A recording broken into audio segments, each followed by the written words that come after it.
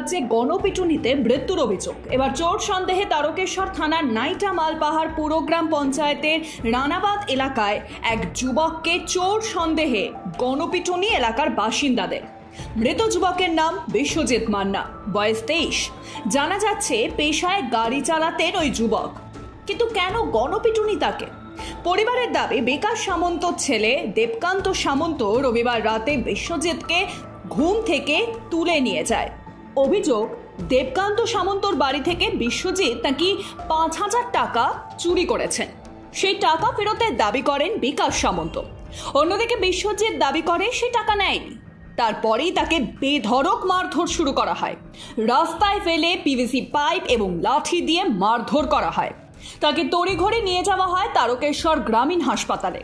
হাসপাতালের পক্ষ থেকে বিশ্বজিৎকে মৃত বলে ঘোষণা করা হয়। বিশ্বজিতের দাদা পুরো ঘটনা সম্পর্কে পুলিশে অভিযোগ জানান। ইতিমধ্যেই ঘটনায় বিকাশ সামন্ত, তার ছেলে দেবকান্ত সামন্ত এবং আরও কয়েকজনের বিরুদ্ধে তারকেশ্বর থানায় অভিযোগ দায়ের করা হয়েছে। গ্রেফতার করেছে পুলিশ। শনিবার সকালে মগরার 5 জন স্কুল ছাত্রী স্কুল যাওয়ার উদ্দেশ্যে বের হয়, কিন্তু ছুটির পরও বাড়ি ফেরেনি তারা। দুপুর গড়িয়ে বিকেল হলেও বাড়ি না ফেরায় উদ্বিগ্ন হয়েছেন অভিভাবকেরা। শুরু হয় খোঁজাখুঁজি। স্কুলে খবর নিয়ে জানা যায় শনিবার সেই ছাত্রীরা নাকি স্কুলে যাননি। মেয়েদের খোঁজ না পেয়ে খবর দেওয়া হয় পুলিশে। আর নিখোঁজ হওয়ার 8 ঘন্টার মধ্যেই 5 জন স্কুল ছাত্রীকে বর্ধমান থেকে উদ্ধার করল পুলিশ। ঘটনায় 3 জন অভিযুক্তকে গ্রেফতার করা হয়েছে। চলছে জিজ্ঞাসাবাদ। 5 জন ছাত্রী কোথায় গেল? চারিদিকে খোঁজ খবর নিতে শুরু করে। অবশেষে বর্ধমানের বেলখাস গ্রামে এক বাসিন্দার বাড়িতে তাদের সন্ধান মেলে। ভোর রাতে ওই গ্রাম থেকে 5 জন ছাত্রীকে উদ্ধার করে মগরা থানার পুলিশ। ঘটনায় ওই বাড়ির 3 বাসিন্দাকে গ্রেফতার করা হয়েছে। হুগলি গ্রামীণ পুলিশের ডিএসপি ক্রাইম অভিজিৎ সিনহা মহাপাত্র তিনি বলেন, এফআইআর পেতেই একটি টিম গঠন করা হয়েছিল। সেই টিম 8 ঘন্টার মধ্যে ছাত্রীদের বর্ধমান থানার বেলখাস থেকে উদ্ধার করে। বাড়ির 3 জনকে গ্রেফতার করা হয়েছে। তাদের মধ্যে 2 জনের বাড়ি মগরা থানা এলাকাতেই, আর একজনের বাড়ি বর্ধমানের বেলখাস এলাকায়। প্রাথমিক তদন্তে জানা গেছে ছাত্রীদের নিখোঁজের ঘটনায় তাদের হাত ছিল। ধৃতদের রিমান্ডে নিয়ে জিজ্ঞাসাবাদ করা হচ্ছে। মাইক বাজানো নিয়ে বাধে বচসা। ভিড়ের মধ্যেই বাইক নিয়ে যাওয়ার সময় এক গ্রামবাসীর গায়ে সামান্য ধাক্কা লাগে, আর সেটি ছিল নাকি সেই যুবকের অপরাধ। সামান্য ধাক্কা লাগার ঘটনাকে কেন্দ্র করে এক তরুণকে পিটিয়ে খুন করার অভিযোগ উঠল গ্রামবাসীদের একাংশের বিরুদ্ধে। ঘটনাটি ঘটেছে হুগলির পান্ডুয়াতে। মৃত যুবকের নাম আশিস বাউল। জানা যাচ্ছে বৃহস্পতিবার বিশহরিতলার মেলা দেখে বন্ধুদের সঙ্গে বাইকে চড়ে বাড়ি ফিরছিলেন আশিস। সেই সময় বাড়ি থেকে কিছুটা দূরে গোমুখপাটি এলাকায় মনসা পুজোর মাইক বাজানোকে ঘিরে গ্রামবাসীদের মধ্যে চলছিল গন্ডগোল, যা জেরে ভিড় জমে গিয়েছিল রাস্তার মাঝখানে। ওই ভিড়ের মধ্যে দিয়ে বাইক নিয়ে যাওয়ার সময় এক গ্রামবাসীর গায়ে ধাক্কা লাগে। তাতে গ্রামবাসীদের একাংশের সঙ্গে আশিস জড়িয়ে পড়ে তর্কাতর্কিতে। আশিসকে বাইক থেকে কলার ধরে টেনে নামিয়ে মাটিতে ফেলে মারধর করা হয়। আশিসের বন্ধুরা তখন তাকে না বাঁচিয়ে নিজেদের প্রাণ বাঁচাতে পালিয়ে যায়। পরে তাকে গ্রামের একাংশই উদ্ধার করে বাড়ি পাঠান, কিন্তু গভীর রাতে আশিসের বুকে ব্যথা ওঠে। শুরু হয় রক্তবমি। তড়িঘড়ি পরিবারের পক্ষ থেকে তাকে পান্ডুয়া হাসপাতালে নিয়ে যাওয়া হয়।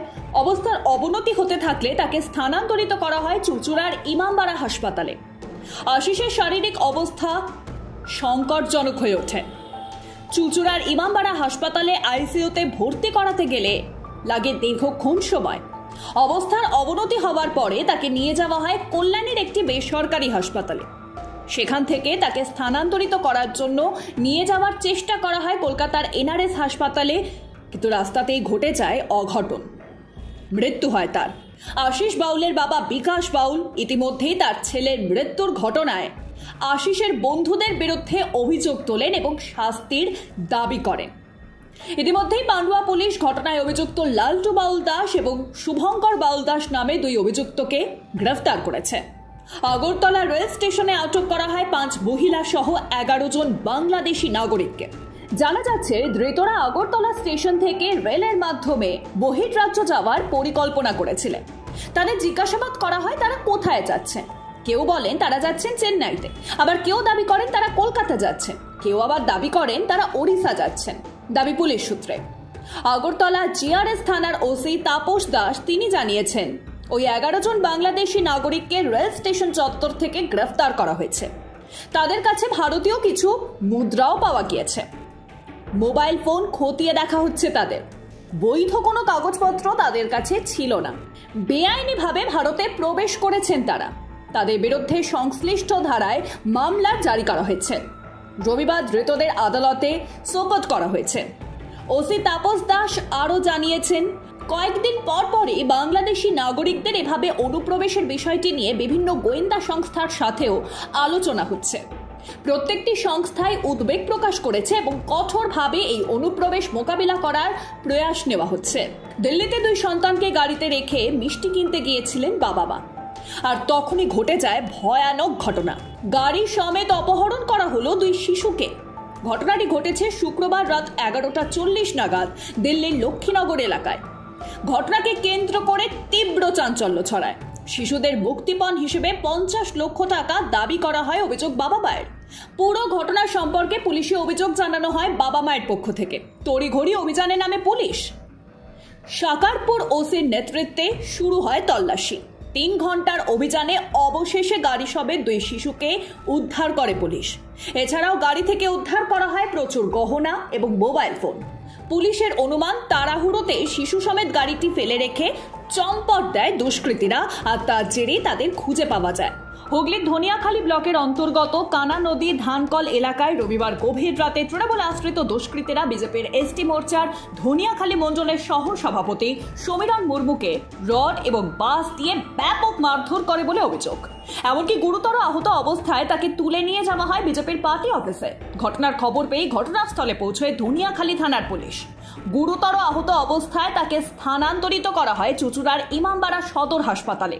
স্থানীয় সূত্রে জানা যায়, গতকাল রাতে সমীরণ মুর্মু কানা নদী বাজারে এসেছিলেন। সেই সময় তৃণমূল আশ্রিত দুষ্কৃতীরা তাকে নদীর ধারে তুলে এনে রড এবং বাঁশ দিয়ে মারধর করে।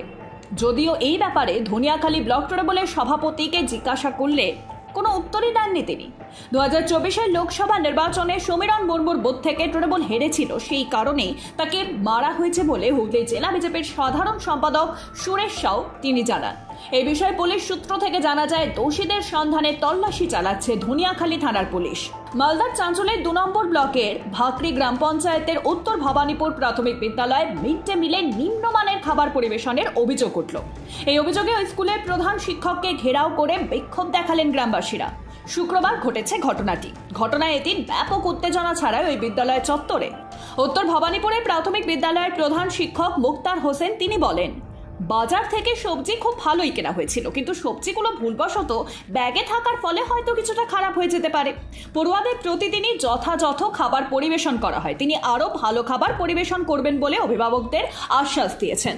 কিন্তু মিড ডে মিলের খাবারে বারবার অভিযোগ উঠেছে নিম্নমানের খাবার দেওয়ার এবং তারই সঙ্গে পচা জিনিস পাওয়ার, যেমন ইঁদুর মরা বা আরশোলা। সেই অভিযোগই সামনে এসেছে বারবার।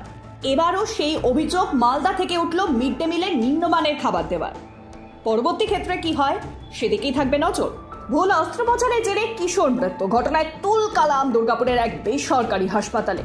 জুন মাসের 18 তারিখ নাকের ভেতর মাংসপিণ্ড অস্ত্রোপচারের জন্য দুর্গাপুরের সিটি সেন্টারের একটি বেসরকারি হাসপাতালে ভর্তি করানো হয় এক কিশোরকে। পরিবারের অভিযোগ, ভুল অস্ত্রোপচার করার জন্য কিশোরটি কোমায় চলে যায়। তারপর থেকে সে ছিল ক্রিটিক্যাল কেয়ার ইউনিটে। শনিবার হাসপাতালের পক্ষ থেকে জানানো হয় মৃত্যু হয়েছে কিশোরের। মৃত কিশোরের নাম সৌম্রয় দাস। 8ম শ্রেণীর পড়ুয়া ছিল সে। ঘটনায় ক্ষোভে ফেটে পড়েন কিশোরের পরিবার, পরিজন এবং এলাকাবাসীরা। চিকিৎসার গাফিলতির অভিযোগ তুলে হাসপাতালের সামনে শুরু হয় বিক্ষোভ। ঘটনাস্থলে উপস্থিত হয় পুলিশ। ব্যাপক উত্তেজনা সামলাতে হিমশিম খেতে হয় পুলিশকে। বিশাল পুলিশ বাহিনী এবং কমব্যাট ফোর্স এনে পরিস্থিতি সামাল দেওয়া হয়। হাসপাতাল কর্তৃপক্ষ ভুল চিকিৎসার অভিযোগ স্বীকার করে নিয়েছেন। হাসপাতাল সুপার শতদল দত্ত তিনি বলেন, ভুল চিকিৎসা করার অভিযোগে সেই চিকিৎসকের বিরুদ্ধে জরুরি ব্যবস্থা গ্রহণ করা হবে হাসপাতালের পক্ষ থেকে। যদিও পরিবারের দাবি চিকিৎসকের শাস্তি।